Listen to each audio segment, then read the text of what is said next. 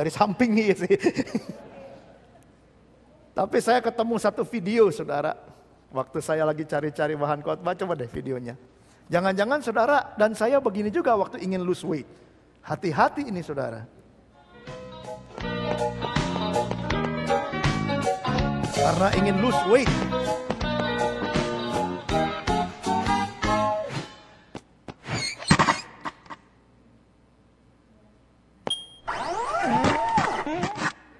Saya nggak pernah pakai alat, mungkin akan seperti ini.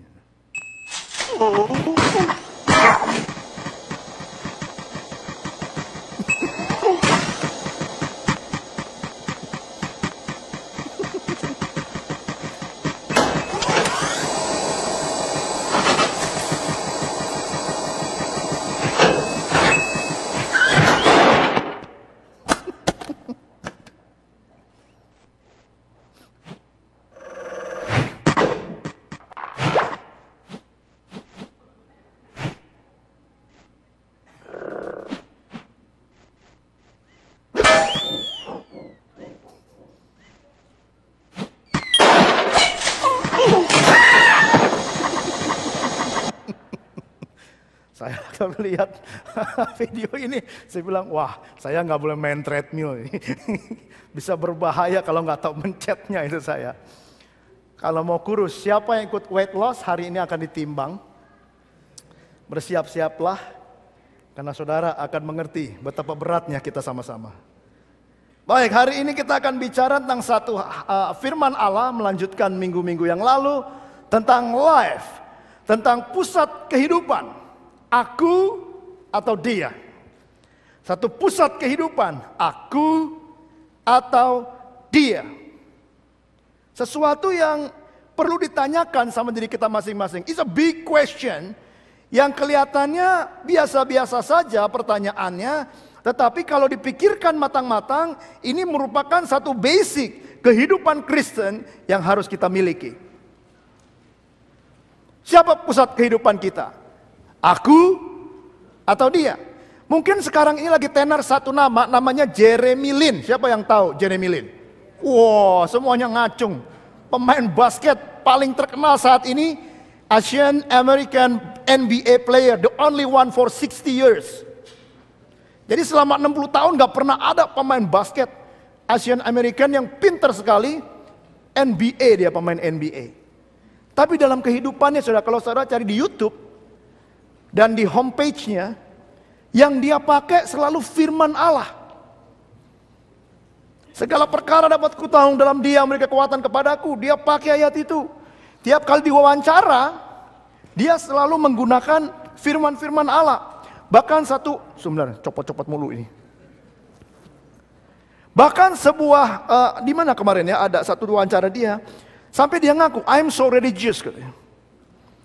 Luar biasa. Dan yang paling terkenal dari semua pemain-pemain ini adalah dia nggak pernah main sendirian. Dia nggak pernah kalau pegang bola, padahal dia bisa shoot, bisa masuk, dia enggak. Dia oper sama temennya. Dia tahu bagaimana bermain secara teamwork. Makanya dia disenangi oleh manusia. Dan karena dia ini copot terus,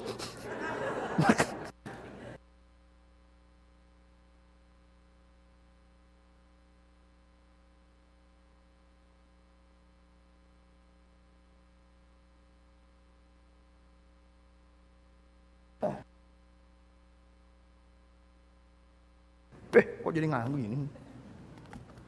Ya udah.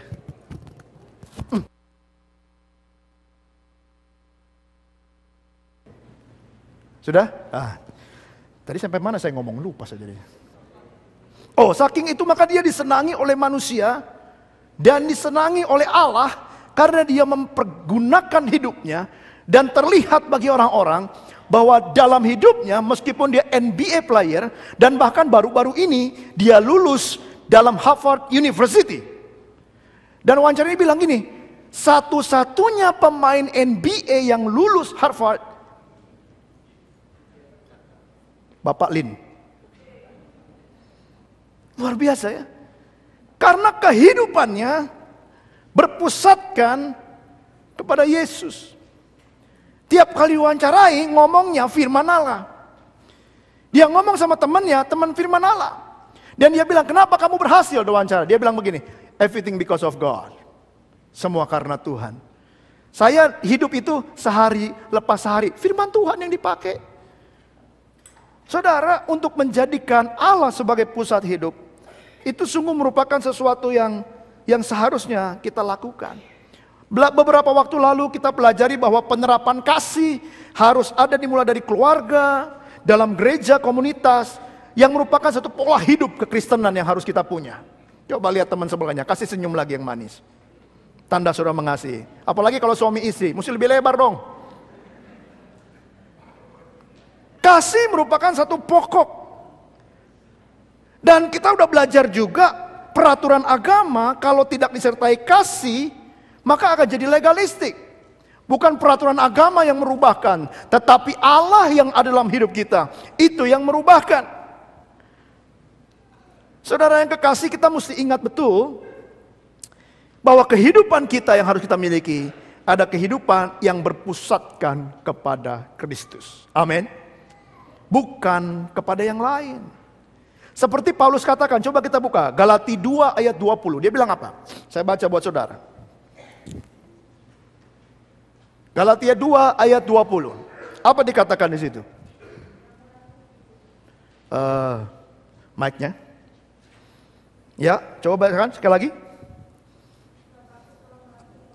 Taurat. Sebab aku telah mati. Bilang sama-sama, mati. Mati. Ya, kurang kenceng kalau bilang mati ini. Mati. Mati. Apa mati artinya? Itu bahasa Inggrisnya. Artinya saya tanya. Artinya sudah tidak lagi ada nyawanya. Nggak bisa lakukan apa-apa. Mau ditusuk, mau ditekan, mau dijewer, mau ditendang, mau dipukul, diem saja kan? Mati namanya. Lalu oleh hukum Taurat. Untuk hukum Taurat. Stop sampai situ. Kata berikutnya apa? Supaya aku hidup untuk Allah. Ya.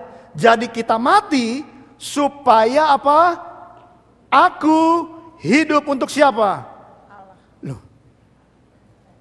Jadi, aku mati oleh hukum Taurat supaya aku hidup untuk Allah. Artinya begini, kalau saya nggak mati, maka saya nggak bisa hidup. Betul ya? Kalau saya nggak mati dulu untuk hukum Taurat dan oleh hukum Taurat, maka saya nggak bisa hidup. Syaratnya untuk hidup untuk Allah, saya harus mati untuk dan oleh hukum Taurat. Lalu selanjutnya, aku telah disalibkan dengan Kristus. Aku disalibkan dengan Kristus. Namun aku hidup. Tapi aku hidup. Bukan aku lagi, aku sendiri yang hidup. Melainkan Kristus yang hidup di dalam aku. Tapi aku hidup sekarang, bukan aku sendiri yang hidup, tetapi Kristus yang hidup di dalam aku. Saudara, ayat ini seperti dua mata uang. Ada kehidupan yang dalam roh dan ada kehidupan dalam daging. Dalam bahasa Inggris, saudara, kata aku hidup itu mengatakan if I live in flesh, di dalam daging saya, itu saya hidup, tapi hidupnya buat Kristus. Nah, mari kita lihat gambar berikutnya. Coba next slide. Oh, terus lagi. Ya, ini dulu baca, Apa dikatakan di situ? Dan hidupku yang kuhidupi sekarang di dalam daging adalah hidup oleh iman dalam anak Allah yang telah mengasihi aku dan menyerahkan dirinya untuk aku. Aku tidak menolak kasih karunia Allah, sebab sekiranya ada kebenaran oleh hukum Taurat, maka sia-sialah kematian Kristus. Jadi hidup dalam daging, dalam iman, dan kalau ada sesuatu di luar kasih karunia, di luar kematian Kristus, maka Kristus nggak usah datang, kata Paulus begitu. Jadi sekali lagi saya mau katakan, aku hidup, tapi aku harus mati dulu, supaya aku hidup oleh Allah.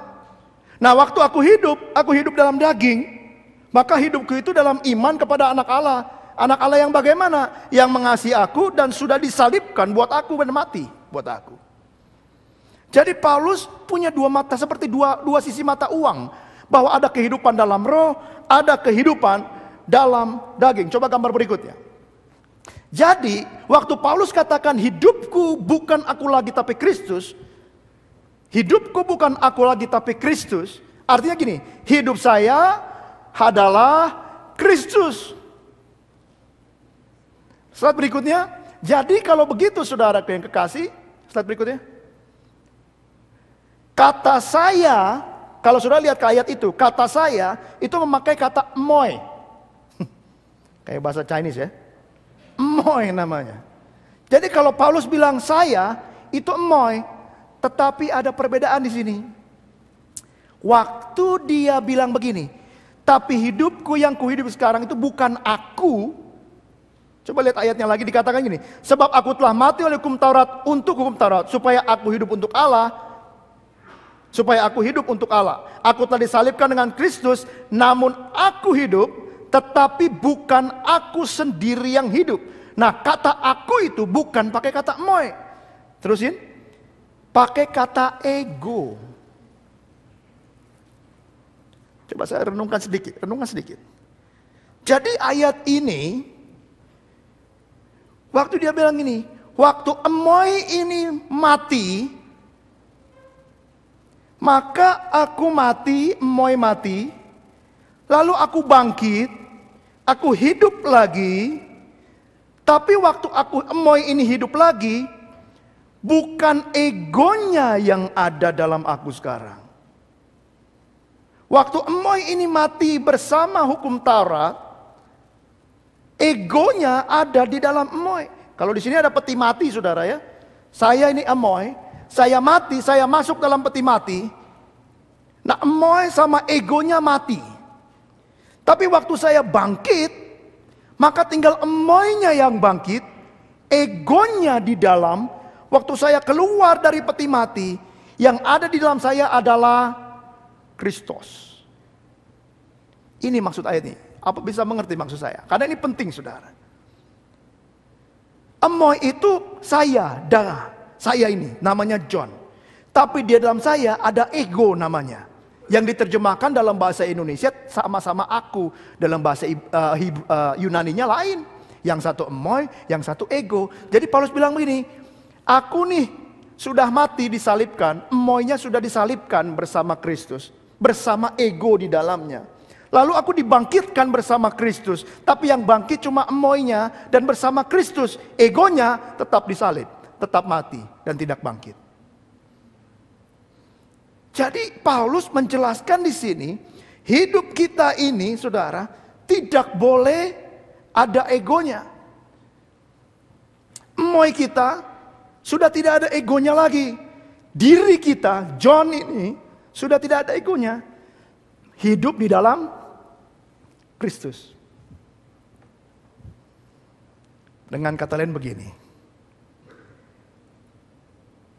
Tubuh kita, kedagingan kita, waktu kita berjalan setiap hari dalam hidup ini, yang harus terpancar keluar, Kristus. Perilaku Kristus, pikiran Kristus, perkataan Kristus, keputusan Kristus. Bukan lagi ego yang di dalam. Pentingkan diri sendiri, mau menang sendiri. Saya yang paling bagus, untuk saya, buat saya. Enggak, karena egonya harusnya sudah mati. Kalau ada salib saudara, ego itu saya tancapkan di salib. Lalu saya keluar dari salib bersama Kristus. Dan di dalam saya hanya ada Kristus. Orang yang lahir baru, egonya sudah disalibkan bersama dengan Kristus. Biarkan ego itu mati. Jangan hidup lagi. Karena ego itu, keakuan itu gak bisa bangkit lagi. Bukan akunya yang mengendalikan hidup kita. Tapi Kristus yang menjadi pengendali hidup kita. Kristus menjadi pemimpin dan tuan dalam hidup kita. Ini satu kalimat yang Paulus keluarkan sangat penting saudara. Karena kalau kita tidak mengerti ini, maka iblis akan mencoba untuk mengganggu dan mencoba untuk bisa menipu kita dengan katakan begini, itu kan untuk kepentingan kamu kan bisa berhasil dengan ini, memakai banyak cara supaya ego kita hidup lagi. Dan Yesus di paling bawah. Tapi Paulus bilang, dengar baik, egomu sudah disalib, dia tidak hidup lagi. Yang ada dalam kita adalah yang namanya Kristus yang diurapi. Karena itu apa yang harus kita lakukan, saudara? Yang nomor satu, saya katakan begini. Tinggalkan keakuan, terkubur bersama Kristus. Tinggalkan keakuan kita. Udah gak ada lagi keakuan. Kalau Alkitab kalau dibaca dia bilang begini, keakuan itu tidak ada tempat dalam kerajaan Allah. Karena itu saudara, karena gak ada tempat kerajaan Allah, keakuan sudah bersama Kristus mati, maka kita terima kasih karunia. Terima kasih karunia-Nya. Enjoy kasih karunia-Nya. Ingat baik, kasih karunia itu apa? Bahwa Yesus mengasihi saudara dan saya pada saat kita masih berdosa. Kita masih penuh keakuan kita. Dia datang, dia mati, dia bawa kita, dia salibkan keegoan kita bersama Kristus. Dan dia bangkit bersama kita. Egonya hilang, Kristusnya ada. Itu kasih karunia. Agama Kristen mengajarkan tidak ada keakuan. Tetapi kalau ke agama Kristen tanpa Kristus, itu cuma agama tok. Tidak ada keselamatan di dalamnya. Tidak ada kemenangan di dalamnya. Saudara perlu Kristus. Supaya keakuan saudara hilang. Supaya keakuan kita, egoistis kita ini disalibkan bersama dengan Kristus.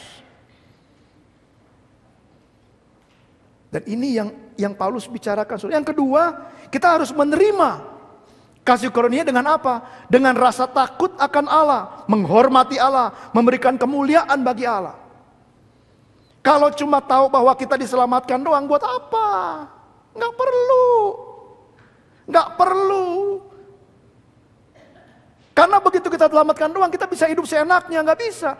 Makanya waktu Yesus bilang, aku hidup, tapi bukan sars, bukan daging lagi yang hidup, tetapi apa? Kristus yang hidup dalamku. Artinya begini, hidup kita harus hidup yang takut akan Allah. Hormati firman Allah. Beri kemuliaan hidupmu kepada Allah. Jadi bukan semena-mena hidupnya. Mentang-mentang udah grace, mentang-mentang kita udah diselamatkan, mentang-mentang kita udah gak masuk neraka lagi, mentang-mentang kita sudah diberkati, terus hidup seenaknya. Kenapa? Oh, tenang aja, dosaku sudah diampuni kok. Saya pasti masuk surga. Asal percaya kepada Kristus, that's it, masuk surga. Ending. Tunggu dulu saudara. Grace harus ditemani dengan takut akan Allah.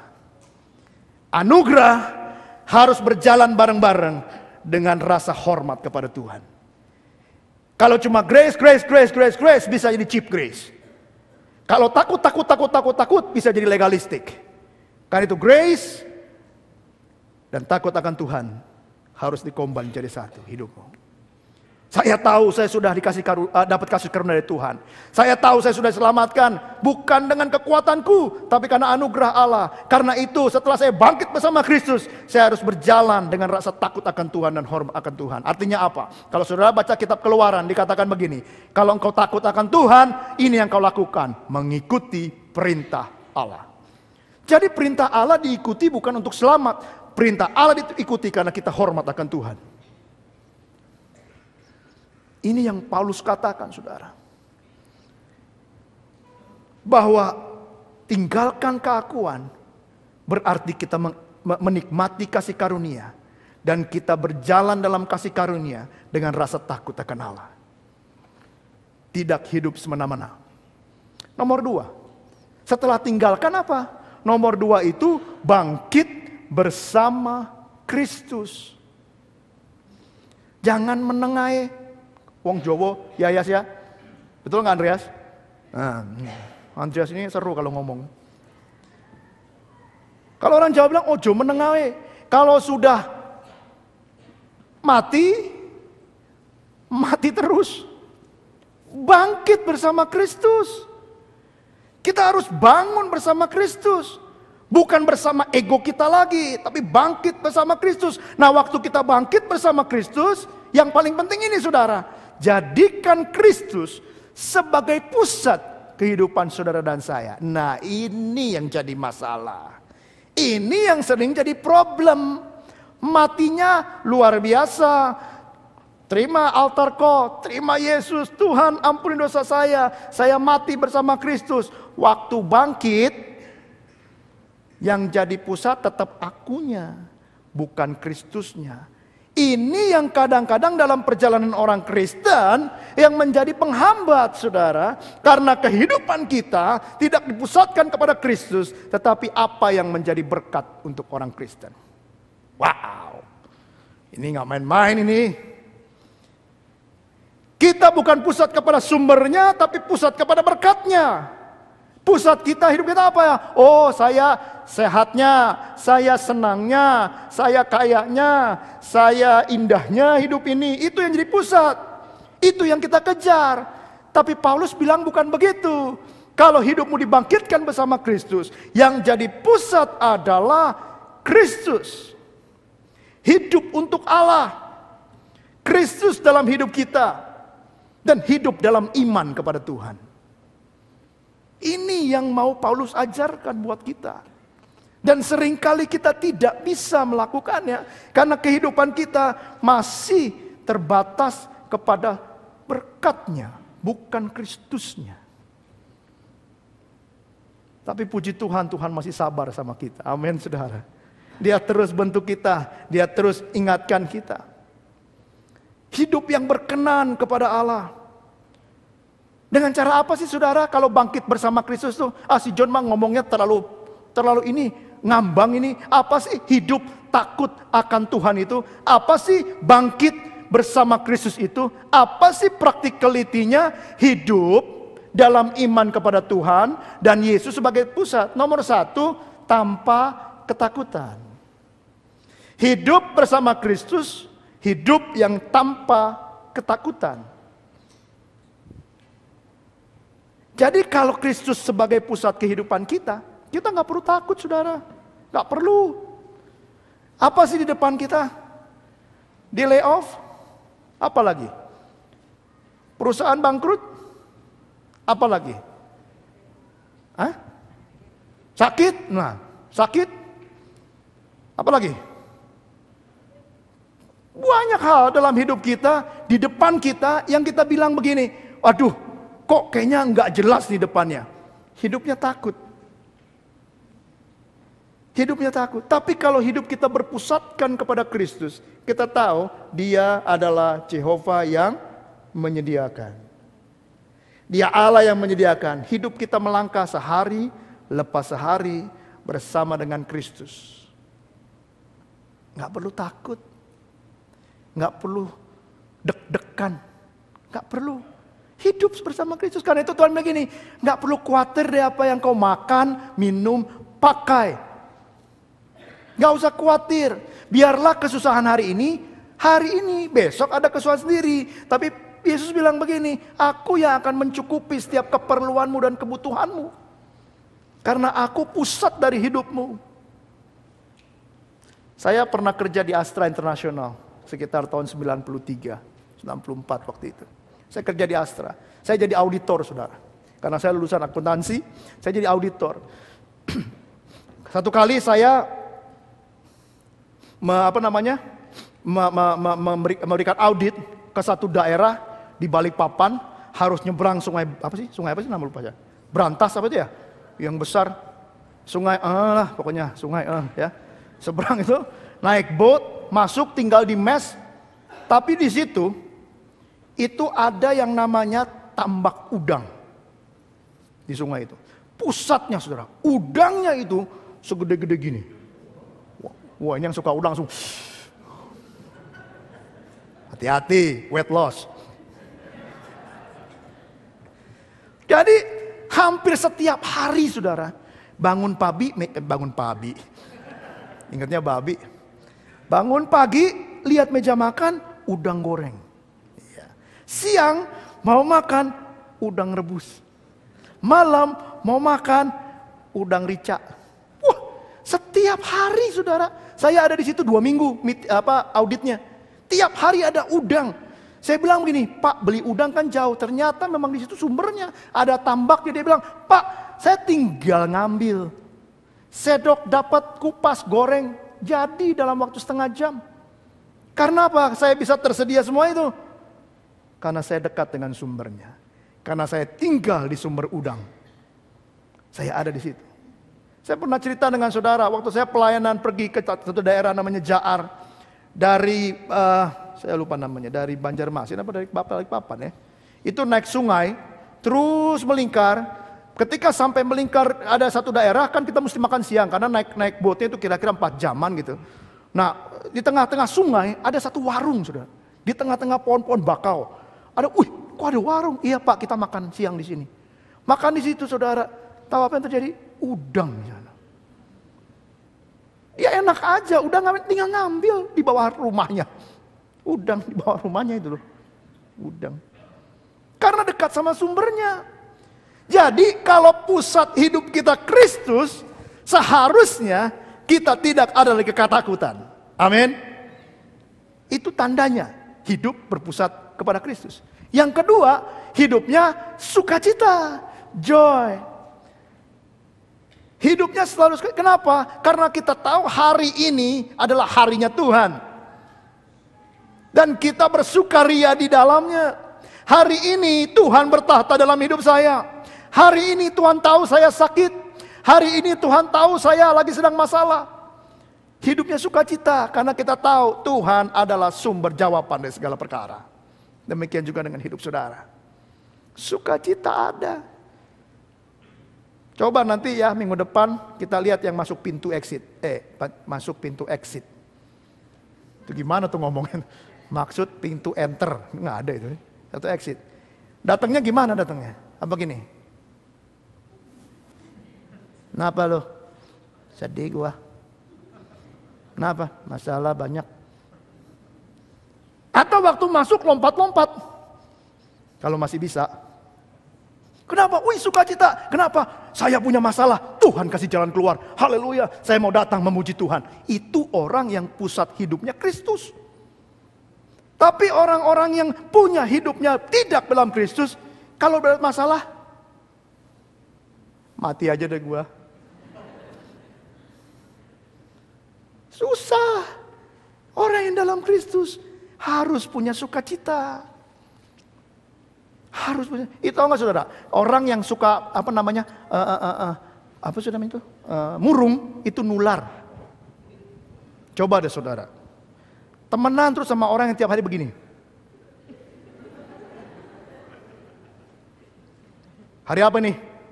Au. Besok libur. Au. Main yuk ke Wonderland. Wonderland. Au. Coba lama-lama, coba sebulan. Entar suruh nanyanya kayak gini. Wonderland yuk.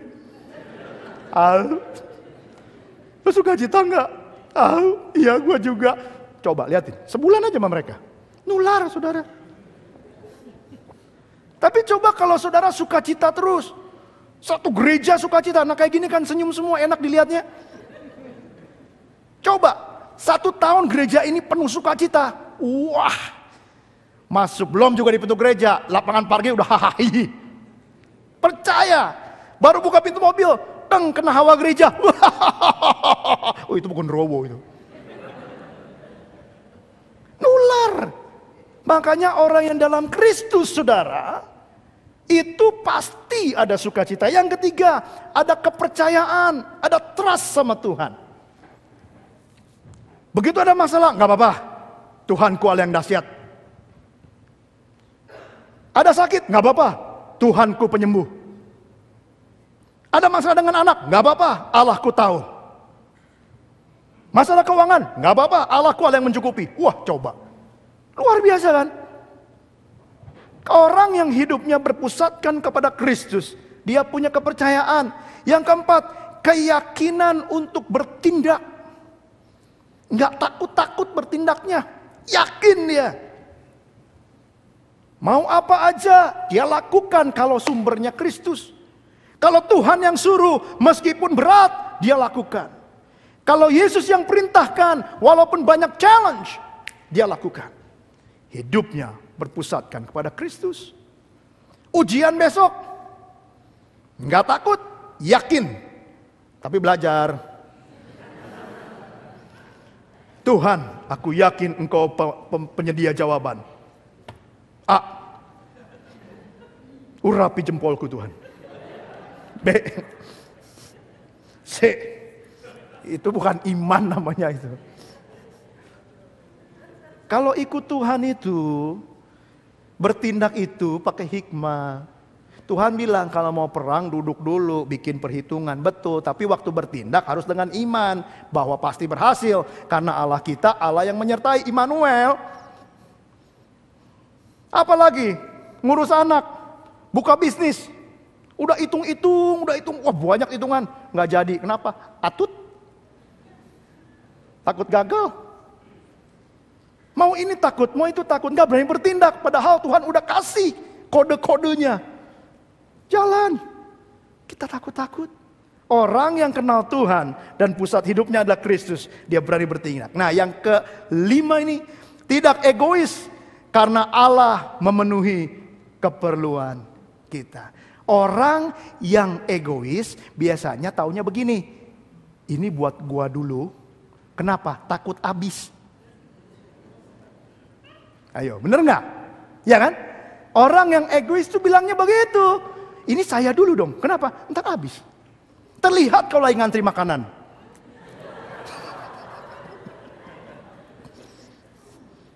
Terlihat kalau ngantri makanan.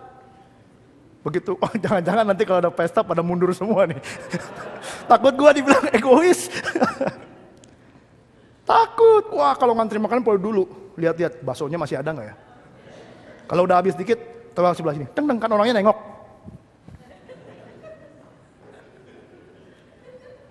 Egois apa? Takut habis. Dengar baik saudara. Orang yang egois selalu mementingkan diri sendiri. Karena dia nggak percaya that God will provide everything that you need. And this is the reality. Ini kenyataannya bahwa He is the provider. Dia adalah yang menyediakan saudara apapun yang kau butuhkan. Jadi nggak perlu nyodok-nyodok kalau dapat makan.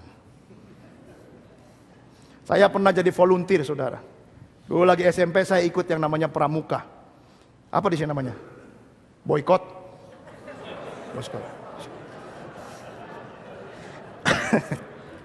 Kenapa kalau saya diketawain terus nih ya kalau salah? Boy Scout ya? Boy Scout. Saya ikut Boy Scout. Saudara pernah dengar nggak Indonesia tahun berapa tuh ya? 80 berapa itu ada Gunung Galunggung meletus? Ya, masih ingat? Saudara di sana? Masih? Puji Tuhan, saudara di sini sekarang. Itu Galunggung meletus, kan dekat Bogor tuh. Jadi abunya itu, sampai ke Bogor, tebal saudara. Jadi semua pasukan pramuka Sekodia Bogor dikerahkan ke Gor Bogor untuk apa saudara? Hebat tugasnya, motong kangkung. Kau kangkung? Jadi kangkung tuh banyak dibeli, dipotongin. Dari pengungsi-pengungsi di daerah dekat Galunggung, dia lari ke Bogor, dikumpulin di Gor, lalu dipotongin kangkung makan sama nasi. Jadi pramuka-pramuka itu dijajarin di meja, lu kangkung, udah enggak, ini karena cepat, karena banyak kan ya. Jadi enggak kalau di rumah kan bisa dikupasin ya kan, dipotongin yang jelek-jelek gitu kan. Ini enggak sempet. Jadi masih diikat itu gres. Tapi begitu mau dibagi saudara, itu kayak luar biasa. Desek-desekan, maju sampai nggak bisa diatur lagi. Duduk di mana-mana. Kenapa? Takut habis. Kalau kehabisan nggak makan. Orang yang berpusatkan kepada Kristus dia tahu bahwa dirinya nggak perlu egois. Bahkan dia akan selalu memberi. Orang yang punya Kristus dalam hidupnya, berpusatkan Kristus, dia pasti akan memberi. Karena dia tahu firman ini, berilah maka engkau akan diberi. Dia kenal siapa pusatnya.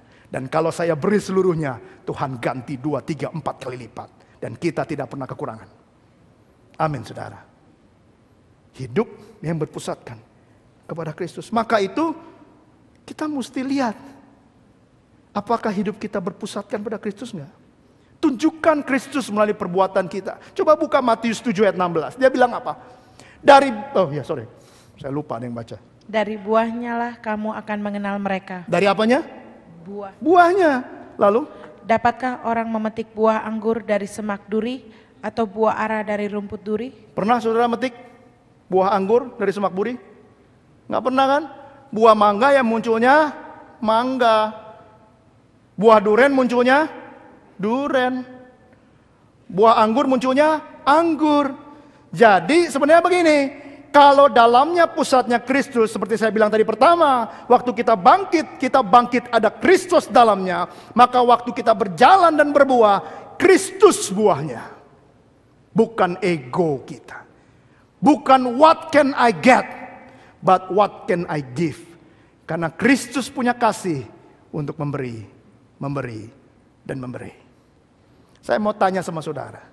Seandainya kita kirim Ko Sun Leong pergi ke Afghanistan. Loh, misalnya, nggak mau.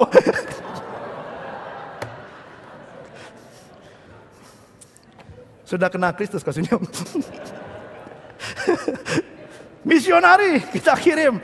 Jangan ke Afghanistan, kasihan sampai pucat. Bukan profetik.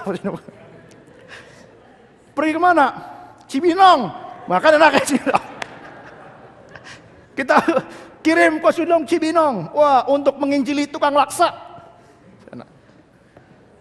Tapi Ko Sun Leong nggak punya tas. Ko Sun Leong nggak punya sepatunya. Ko Sun Leong nggak punya keretanya. Ko Sun Leong nggak punya ongkosnya.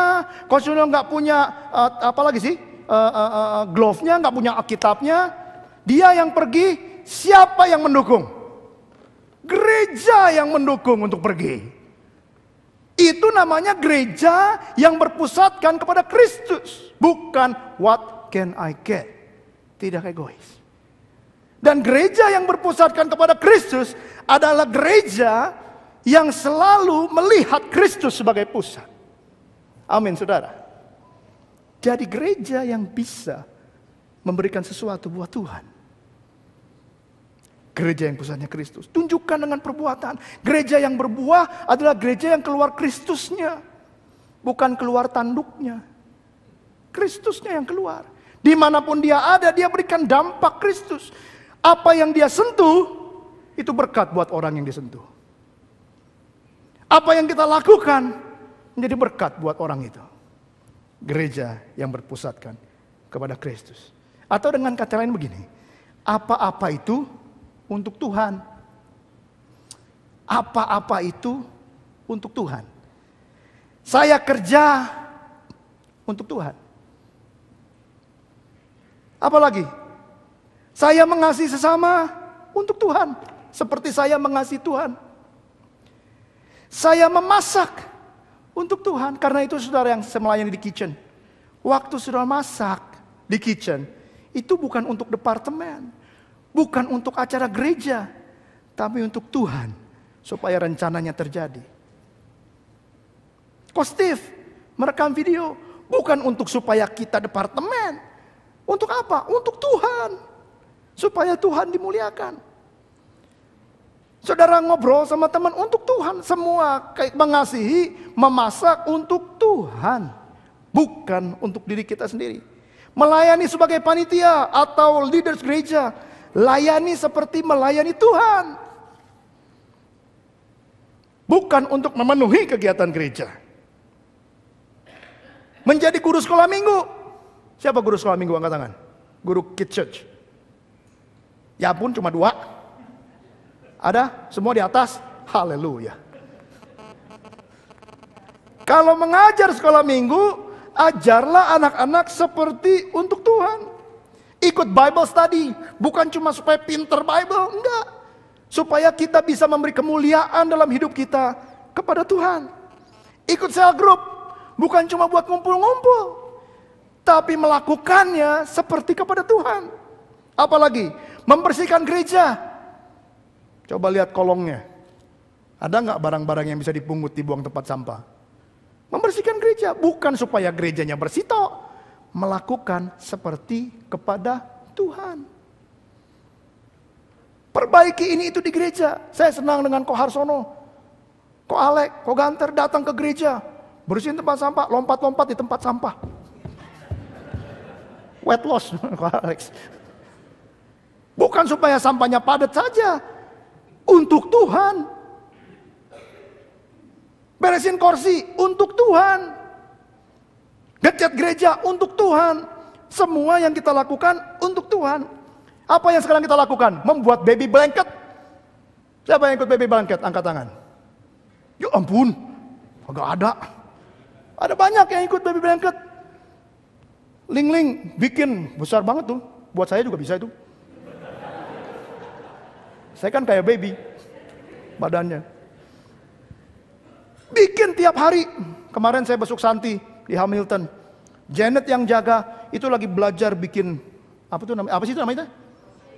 Hah? Kroket. Crochet, crochet. Waduh, bikin susah loh. Saya ngelihatnya aja pusing kok. Wah, setengah mati tuh. Ini mesti masuk sini. Saya sih lupa kali.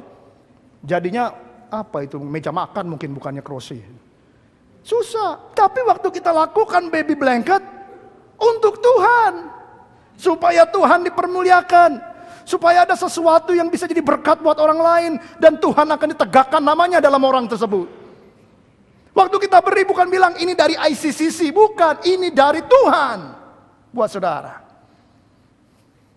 Saya ingat di Kalimantan, kita bagi-bagi praktat, lalu bagi-bagi makanan. Kita selalu bilang, Tuhan Yesus yang kasih kamu, Tuhan Yesus yang beri kamu, Tuhan Yesus yang suntik kamu, Tuhan Yesus yang obati kamu, bukan organisasi. Sebentar lagi Kid Church akan bikin satu gerakan yang dahsyat buat Pregnancy Care Center. Mereka akan bikin satu kegerakan mengumpulkan dana supaya orang-orang yang hamil dan tidak bisa dirawat oleh siapapun, tidak punya yang rawat, lahir di bawah care dari Pregnancy Care Center, bisa membeli macam-macam, beli token dan sebagainya untuk pergi di counseling. Kid Church akan memulai sesuatu. Lakukan seperti kepada Tuhan, bukan hanya untuk kegiatan gereja. Bagaimana dengan sayang istri atau anak, mertua dan keluarga lainnya? Sayangi mereka seperti kepada Tuhan. Sayangi istri saudara seperti sayang sama Tuhan. Ini suami istri duduknya berdampingan gak? Coba digandeng dulu istrinya sebelahnya. Yang suami istri aja, yang suami istri. Jangan yang gak suami istri loh. Kesempatan. Yang belum suami istri gak boleh gandeng-gandeng. Nanti. Bahaya. Coba gandeng. Loh kok dilepas sih? Gandeng. Nah, sayang. Aku ganteng gak nih? Cuma satu-satunya di dunia loh. Itu istri disayang, dikasihi. Pagi-pagi bangun bilang dong, good morning. Pulang kerja cium dong. Sayang istri seperti sayang Tuhan, sayang suami sayang Tuhan. Bikinin teh itu jangan sampai ngedumel.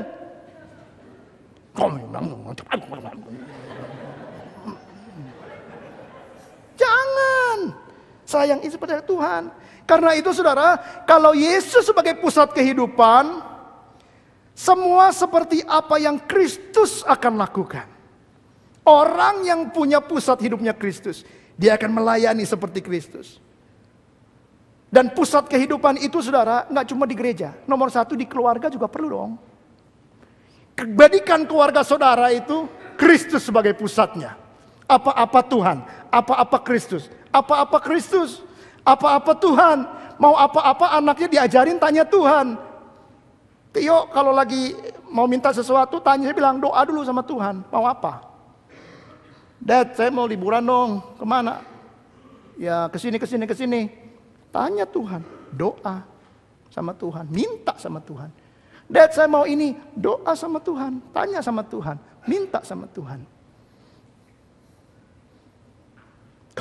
Saya lucu cerita, satu malam kira-kira berapa hari? 3-4 hari yang lalu. Berapa? 3-4 hari lalu. Di jalan dia tuh denger ini apa? Cerita. Dia denger cerita Alkitab. Oh, di meja makan, saya lagi tanya-tanya dia cerita. Wah, dia ceritanya luar biasa saudara. Dia bilang, because God is love us, right? And God is love us, He will do anything for us, right? Jadi kayak orang khotbah.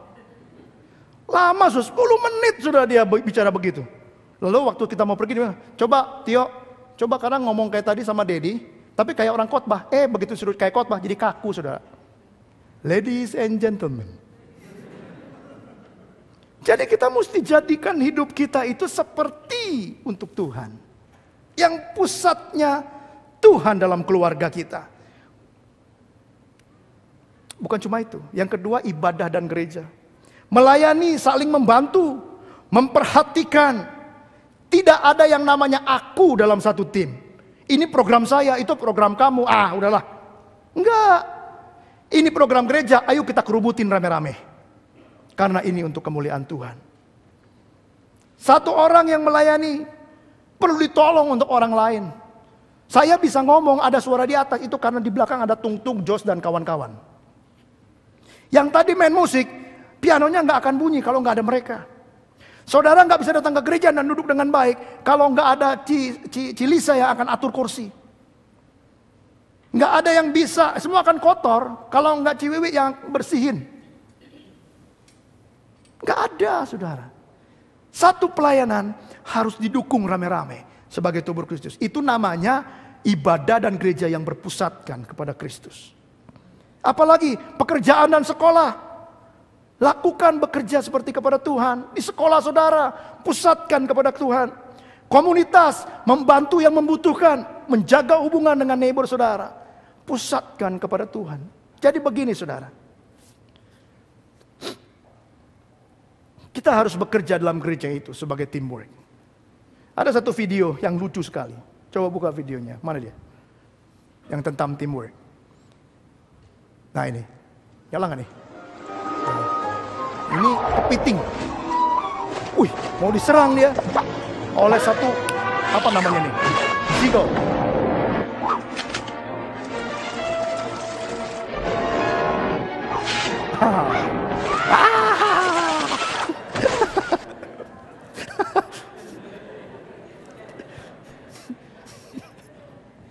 Kalau cuma sendirian, dimakan ya. Tapi kalau rame-rame, semuanya begini, klak. Itu ngerem gak bisa kan burung. Mau ngerem gimana itu? Gak bisa. Kena lah dia. Kalau sudah lihat cerita selanjutnya, itu burungnya habis dari sini-sini bulunya. Gak bisa terbang. Dengar baik saudara. Kalau kita satu tim, saling menunjang, gak saling menyakiti. Satu tim, pusatnya Tuhan. Apa saja yang kita lakukan di dalam kehendak Kristus berhasil. Amin saudara. Gereja harus berpusatkan kepada Tuhan. Jadi untuk Yesus sebagai pusat ada 5 hal. Yang pertama, menjadikan Yesus sebagai alasan utama kita hidup. Enggak ada alasan yang lain. Kalau ku hidup bagimu, mataku tetap memandangmu. Kristus sebagai alasan kita hidup, bukan yang lain. Menjadikan dia raja yang memerintah dalam hidup kita. Biarkan dia yang kendalikan, dia yang memerintah. Mengatur setiap tingkah laku kita. Dia yang atur kita, jangan kita atur dia. Harus begini Tuhan, harus begitu Tuhan. Kalau doanya merintah, bukan doa minta. Tuhan, besok saya berhasil ya ujian ya. Kalau nggak berhasil, awas. Tuhan kok diancam. Tuhan nanti balas ngancam. Kalau nanti aku buat berhasil, kamu nggak datang ke gereja, aku sentil kau. Biar dia atur kita, bukan kita atur dia. Dengar-dengaran dengan Tuhan. Pengaruhi cara berpikir kita. Jangan berpikir yang egois, egonya nggak ada.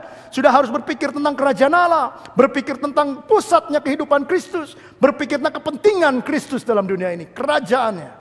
Cara berpikir yang diubahkan. Biarkan dia tuntun perkataan kita. Encouragement. Beri kata-kata yang mendorong buat orang lain. Jadi kehidupan dengan iman kepada Yesus bukan hanya saat menerima keselamatan. Tapi kehidupan, dengar baik ini. Kehidupan yang secara konsisten bergantung kepada Yesus. Memang mungkin kita belum sempurna. Masih banyak kegagalan-kegagalan. Mungkin hidup kita masih banyak keinginan daging. Makanya Paulus dalam ayat Galatia tadi bilang begini. Dan hidupku yang kuhidupi di dalam daging adalah hidup dalam iman kepada Kristus. Paulus mengerti, walaupun mungkin egonya sudah tidak ada, Kristus yang ada, tapi daging ini sama roh ini bertentangan. Sulit. Kadang-kadang mesti bekerja lebih keras. Dan kadang-kadang kita jatuh. Gak apa-apa. Waktu jatuh kita ingat, hidupku yang kuhidupi dalam daging adalah hidup dalam iman yang tetap mengasihi saya walaupun saya gagal. Tapi jangan berhenti sampai gagal, bangkit lagi. Isi kehidupanmu lagi bersama dengan Tuhan. Dan ini yang Tuhan mau, saudara. Bersandar kepada Yesus. Dan pusat kehidupan bukan aku, tapi Kristus. Kubur identitas yang lama. Berjalan dalam identitas yang baru. Identitas lama adalah John Halim dengan egonya. John Halim yang baru adalah begini, John Halim dengan Kristus. Yang harus John Halim pancarkan adalah apa? Kristus. Mungkin gagal, mungkin masih jauh, tapi kita terus berlari mencapai tujuan sampai akhirnya nanti selesai. Dan Tuhan akan katakan begini, kau hambaku yang setia, masuklah dalam pesta Tuhanmu. Wah, saya ingin mendengar itu, saudara. Mungkin banyak kegagalan, mungkin banyak keluhan, tapi satu hal yang pasti, Dia Allah yang setia. Asal kita mau hidup bersama dengan Kristus, Yesus menjadi pusat kehidupan. Ayat yang terakhir saya ingin tunjukkan buat saudara, dikatakan begini. Jadi siapa yang ada di dalam Kristus? Stop. Jadi siapa yang ada dalam Kristus, apa itu? Ia adalah ciptaan baru. Ia ciptaan baru. Yang lama sudah berlalu. Stop sampai situ. Artinya begini. Dia yang dalam Kristus. Ia ciptaan baru. Bukan perbaikan ciptaan lama. Mengerti maksud saya? Bukan saudara diperbaiki karena ciptaan yang lama. Enggak. Ayat ini bilang. Yang dalam itu ciptaan baru. Fresh. Dibentuk baru. Lalu yang lama. Sudah berlalu. Sudah berlalu. Yang baru sudah datang. Tidak hal yang sama. Hal yang berbeda, yang lama dan baru bukan barangnya sama, barangnya berbeda. Tapi barang yang berbeda itu ada dalam kita sekarang yang percaya kepada Kristus. Syaratnya cuma satu, siapa yang ada di dalam Kristus. Mulai sekarang gereja Tuhan ICC, di depan sana ada sesuatu yang Tuhan mau kerjakan, living a life of impact. Kita sudah mendengar dari Januari, apa saja yang menjadi dasar. Hari ini saya ingin berikan kita sama-sama. Saya ingin mengajak saudara dan saya. Ayo, sekarang tinggalkan semua yang lama. Tinggalkan. Pikiran, mindset, paradigma, tinggalkan yang lama. Mari kita mulai dengan paradigma yang baru yang katakan begini. ICCC berpusatkan kepada Kristus. Bukan kepada egonya. Yang harus terpancar dari ICC adalah Kristus. Bukan organisasinya, bukan deaconnya, bukan boardnya, bukan eldersnya, bukan leadersnya. Tapi ICCC sebagai tubuh Kristus. Mari kita berdoa. Haleluya.